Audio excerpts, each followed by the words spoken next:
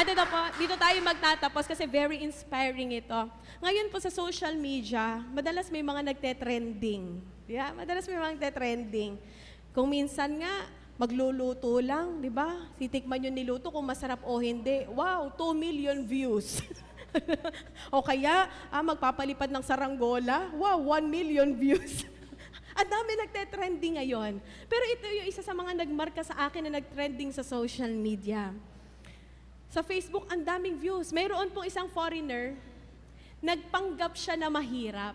Ang tawag dito yung social experiment. Social experiment. So yung mayaman na foreigner,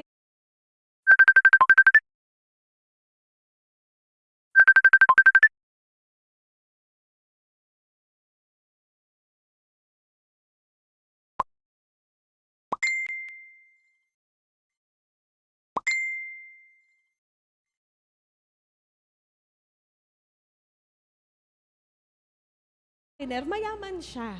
Pero sa kagustuhan niyang malaman kung sino yung mga taong tutulong sa kanya, may mabuting kalooban. So ang ginawa niya, yun nga, nagpanggap siya na mahirap. Yung buhok niya, ginulo niya, yung mukha niya, dinungisan niya. Tapos mukha siyang taong grasa. Tapos yung damit niya, punit-punit, mukha siyang mahirap. Ang ginawa niya, punta siya sa mall. Oo, yung mga umiinom ng mamahaling kape. Alam niyo na kung saan yun. Namamali mo siya, humihingi siya ng tulong, kahit isa, kahit 5 duling, walang nagbigay sa kanya. Maya-maya, naglakad pa siya, punta sa palengke, yung mga namamalengke, namimili, may pambili, no? Pero walang pambigay, walang pantulong sa kanya, kahit piso, wala pa rin nagbibigay sa kanya. Lakad pa siya. Alam niyo, sa lahat ng hinihinga niya ng tulong, walang nagbibigay sa kanya. Hanggang sa makarating po siya sa ilalim ng puno. Nandoon sa ilalim ng puno, mayroong nagtitinda ng buko juice. Yung buko juice vendor, yung naka-cart na may buko, tapos titinda ng buko juice. Nakita ng buko juice vendor na itong foreigner na nagpanggap na mahirap, parang pagod na. Alam niyo ang ginawa ng buko juice vendor? Inalok niya ng buko juice, yung malaki pang size, ang ibinigay niya doon sa nagpanggap na pulubi. Tapos, nung humingi po yung pulubi, baka meron ka naman diyang pagkain, ganyan, o kaya pang transportation para ako yung makauwi. Alam niyo, ginawa ng buko juice vendor, binigyan siya ng 100. Kung hindi ako basta nagbigay po ng pera, tulong pinansyal. Ngayon ito, masayang-masaya yung buko juice vendor. Kapag tayo tumutulong, tayo yung unang naliligayahan. Di ba? Siyempre, masaya yung tinulungan mo. Pero kapag ikaw ay talagang bukal sa puso yung iyong ginawang pagtulong, ikaw ang unang makakaranas ng kagalakang ginawa mo. Kasi alam mo, naging daluyan ka ng biyaya at pagpapala ng Diyos sa iba.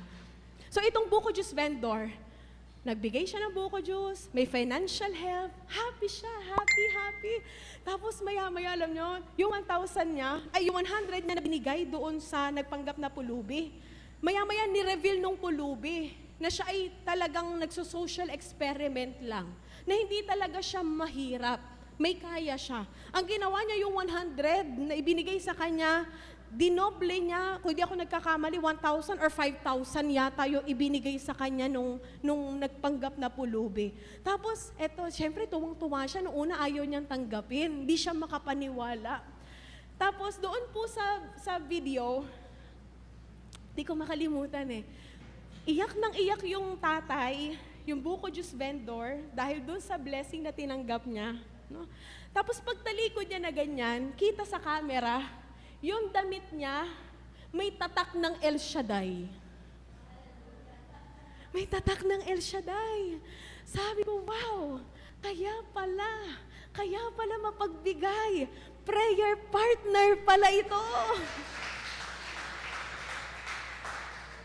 Alam niyo, mula nung araw na yon, na ibinahagi niya kung ano yung meron siya sa kapwa niya, hindi na siya pinagkulang ng Panginoon. Tuloy-tuloy, ang daming tumulong sa kanya. Ganyan, gusto ng Diyos. mamunga tayo. Hindi lang sapat na ilang taon ka nang dumadalo't nakikinig ng salita ng Diyos sa gawaing ito. Inaasahan ng Panginoon, isa sa buhay natin ang kanyang mga salita na ating napapakinggan. Sister, paano ko masasabing ako'y namumunga na? Patuloy kang umibig at magmahal. Patuloy kang maging mapagbigay. Patuloy nawa tayo magsumikap na sa bawat nangyayari sa ating buhay, let's take all those things as learning experiences. Lagi tayong maging positibo na ang Diyos ang bahala sa atin. Hindi tayo pababayaan ni Yahweh El Shaddai. At ito, sa bawat nangyayari sa ating buhay, maganda man o hindi, manatiling nakaugnay sa ating Panginoon. Be still and know that He is God. Sabihin sa katabi, be still and know that He is God. Kung may sakit at may karamdaman ka ngayon, just be still. We have a big God who can heal us. Kung nandoon tayo sa punto ng ating buhay na grabe yung pinagdaraanan nating pagsubok, be still and know that we have a God who has the best solution in every struggle that we encounter. Be still and know that He is God. Palakpakan natin ang Panginoon. Tayo na po tayo, mga kapatid. At sa oras po na ito, itaas natin sa Diyos ang ating mga panalangin, ang ating mga prayer requests na isulat man o hindi. Sa ating pananatili sa Diyos, patuloy tayong manatili sa Kanyang pangako, panghawakan natin ang Kanyang mga salita. Ano man ang nangyari, ano man ang mangyayari pa sa ating buhay, laging aalalahanin na may Diyos na hindi nagpapabaya sa atin. Just be still and know that He is God. Ang Diyos ay Diyos na makapangyarihan sa lahat. Ang Diyos ay Diyos na kayang magpagaling ng anumang uri ng sakit at karamdaman. Ang Diyos ay Diyos na may hawak ng ating buhay. Batid niyang ating pinagdaraanan. Batid niyang ating naging tagumpay. Batid niyang nilalaman ng ating puso isipan ngayon. Batid niya sino man sa atin ang may matitinding sakit at karamdaman. Patuloy tayong manalig at manampalataya sa Kanya. Manatili sa pangako ng Diyos na siyang bahala sa atin at hindi niya tayo pababayaan. Patuloy nating awitan ng Diyos, papurihan ng Diyos sa bawat ating